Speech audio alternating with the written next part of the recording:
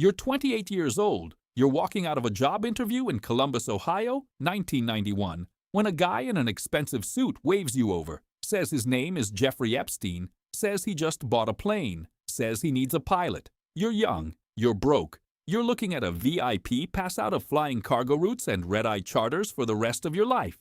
The money he's offering? It's obscene. You say yes. You shake his hand. You have no idea you just signed up to witness the logistics of a conspiracy. Your name is Larry Visoski. Welcome to 28 years in the sky with a pedophile. The first few years are normal, boring even. You fly Epstein around in a Gulf Stream, New York to Palm Beach to Columbus. He's meeting with Les Wexner, the billionaire who owns Victoria's Secret. Epstein calls him his client. You think they're friends. Epstein seems like every other rich guy, demanding, particular, obsessed with control. You fly, you get paid, you don't ask questions. Then 2001 hits. Epstein upgrades. He buys a Boeing 727, a full-size commercial airliner. He guts the interior and rebuilds it into something out of a billionaire fever dream. Bedroom, meeting rooms, couches everywhere, and a round room. Donut-shaped couch. Weird.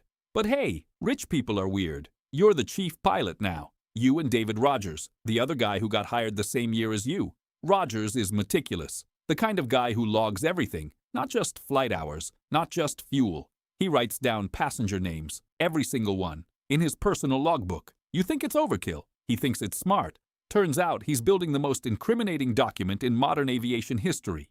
And the flights get stranger. Epstein's bringing people, lots of people, politicians, actors, scientists, billionaires, teenage girls. Some of the girls have parents, most don't. You see them bored. You see them get off. You don't see what happens in the cabin. You're in the cockpit. That's your story. That's what you'll say later, under oath, to a jury. You flew 1,000 flights over 28 years and you never saw a single thing. Bullshit? Maybe. But here's the thing. Epstein lets you walk through the cabin, use the bathroom, grab coffee. You're not locked in the cockpit like a prisoner. You pass through. You see couches. You see passengers. You never see sex toys. Never see used condoms. Never see clothes strewn everywhere. Either you're the most oblivious pilot in history, or Epstein runs a tight ship, or both. The names keep coming. In Bill Clinton, you fly him 26 times. Kevin Spacey, Chris Tucker, Prince Andrew, Donald Trump, back when he was just a real estate guy with bad hair. Senators, scientists, models. Some of the flights are for the Clinton Foundation. AIDS research in Africa. Sounds noble. Feels dirty. You don't know why. You just know something's off. The girls. You remember them. Young, quiet, beautiful in that uncomfortable way where you can't tell if they're 16 or 22. You tell yourself they're adults. You tell yourself they have parents. You tell yourself it's not your job to check IDs unless it's an international flight. On international flights, you need names, dates of birth, nationalities, passport info. You get it 24 hours in advance. You log it. You file it with the FAA. Domestic flights? You don't ask. You just fly. Rogers is more careful. He writes everything down. Every passenger, every leg. Even when he doesn't know their name, he writes female or male. He does this from 1991 to 2005. Then someone in Epstein's circle tells him to stop. This is 2007. Epstein's getting investigated in Florida. The logs are a problem. Rogers keeps flying. He just stops writing names. You don't keep logs like Rogers. You fly. You land. You move on. You're good at your job. Epstein loves you. Loves you so much he's leaving you $10 million in his will. Same amount he's leaving his brother. Same amount for Ghislaine Maxwell. You're in the inner circle. Epstein pays for your daughter's tuition at Syracuse University. Lets her have her wedding at his New Mexico ranch. Gives you cars. Gives you land. Lets you stay at his properties. You're not just his pilot. You're family. And Ghislaine. You call her number 2. She runs the operation. Handles the money. Handles the schedules. Handles the girls. You see her on almost every flight. She's sharp, commanding, scary in a way that doesn't need to be loud. Epstein trusts her. You trust her. Later, when the prosecutors ask, you'll say you thought she was just his assistant, just his girlfriend, just the woman who made sure everything ran smoothly. You'll say you didn't know. 2004. You screw up. Epstein tells you not to do the FAA quiet landing procedure when you come in late at night. You do it anyway. He sees you. He's furious. You're demoted. No longer chief pilot. $5,000 pay cut. You're humiliated. But you don't quit. Because where else are you going to make this kind of money? Where else are you going to fly billionaires and presidents and princes? You stay.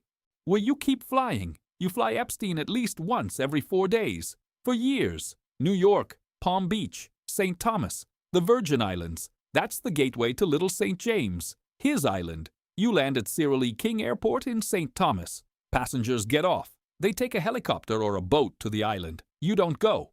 You don't see the island. You just know it exists. You know people go there. You know they come back. You don't ask what happens. The passenger list is a nightmare in retrospect. Bill Clinton, 26 legs, some without Secret Service. Prince Andrew, twice in 1999. Donald Trump, 8 times between 1993 and 1997, mostly with his family. Naomi Campbell, Alan Dershowitz, Larry Summers, Woody Allen and Sunyai Previn in 2014. You remember all of them. You greet them. You make small talk. You fly them wherever they need to go. And the girls. Virginia Roberts. You don't know her name at the time. Later prosecutors will say she was on 28 flights between 2000 and 2001. Maybe more. Maybe 85.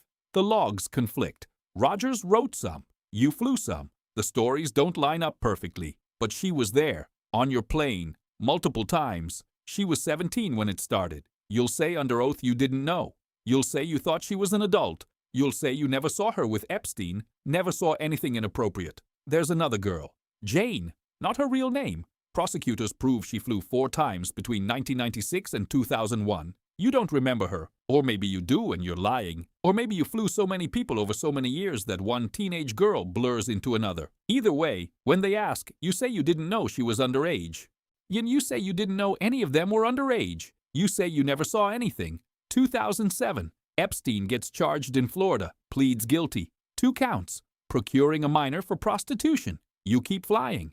He does 13 months in a county jail with a work release program. Comes out, keeps living, keeps flying. You keep flying him. Nothing changes. Not for you, not for Rogers. You're commercial pilots. You have clean records. No enforcement actions. No charges. You're witnesses, not accomplices. That's the line. That's what keeps you free. 2019.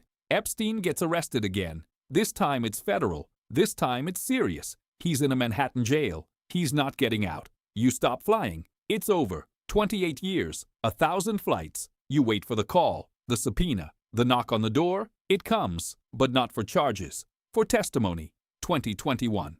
In Ghislaine Maxwell's trial, you're the star witness for the prosecution. You sit in that chair and you tell the jury everything. You flew Epstein for 28 years. You saw everyone. You flew everyone. Bill Clinton, Prince Andrew, Donald Trump, Kevin Spacey. You name them all. You confirm Rogers' logs. You confirm the flights. You confirm Ghislaine was number 2. Then the prosecutor asks the question, did you ever see Jeffrey Epstein engage in sexual activity with underage girls on his plane? No. Did you ever see sex toys, used condoms, or any evidence of sexual activity? No. Did you ever suspect that any of the girls on the plane were being trafficked or abused? No. The jury stares at you. The defense smirks. The prosecution looks tired. You've just flown 1,000 flights for a pedophile, and you're telling them you never saw a thing. Maybe it's true. Maybe you're the most oblivious man alive. Maybe you just stayed in the cockpit and did your job. Or maybe you saw exactly what was happening and you decided your $10 million inheritance was worth more than the truth. You walk out of that courtroom a free man. No charges, no consequences. You go home. You're still a licensed commercial pilot. You can still fly. The FAA hasn't touched you. The DOJ hasn't touched you. You testified. You cooperated. You're a witness. That's the story. David Rogers? Same deal. He testified. He handed over his logs. The logs that put Bill Clinton on 26 flights. The logs that proved Prince Andrew flew twice. The logs that documented Virginia Roberts on 28 trips. Yet the logs that might be the only reason Ghislaine Maxwell is in prison. Rogers walks free too. He's still flying. And Nadia Marcinko, the girl who became a pilot. The girl Epstein allegedly trafficked. The girl who allegedly participated in the abuse. She got her pilot's license in 2012. Flew the Lolita Express. Flew Gulfstreams. Lived in the same building as you and Rogers in New York. 301 East 66th Street. Epstein owned the whole building. The pilots lived there. The girls lived there. Everyone in the same place. Everyone part of the machine. She disappeared in January 2024. right when the final batch of Epstein documents dropped. No one knows where she is. No one's charged her. No one's charged you. You're 61 now. You flew for a pedophile for 28 years. You logged 1,000 flights. You saw the most powerful people in the world step onto that plane. You saw teenage girls step on after them. You flew them to private islands and desert ranches and penthouses in Manhattan. You walked through the cabin. You made coffee. You used the bathroom. You saw nothing. That's your story. And you're sticking to it. Because the alternative is admitting you were part of it. And if you admit that, the $10 million disappears. The clean record disappears. The quiet retirement disappears. So you sit in your house in Florida and you tell yourself you were just the pilot, just the guy in the cockpit, just doing your job. And every time you close your eyes, you see the passenger manifest, the names, the flights, the girls. You see Roger's handwriting, meticulous, detailed, damning. You see Jane. You see Virginia. You see all of them. And you tell yourself you didn't know. You couldn't have known. But deep down, in the part of you that still has a conscience, you know the truth. You flew the plane. You saw the passengers. You cashed the checks. And you never asked a single question. Because asking questions doesn't get you $10 million. Asking questions gets you fired. You were the pilot. You knew every name. And you never said a word.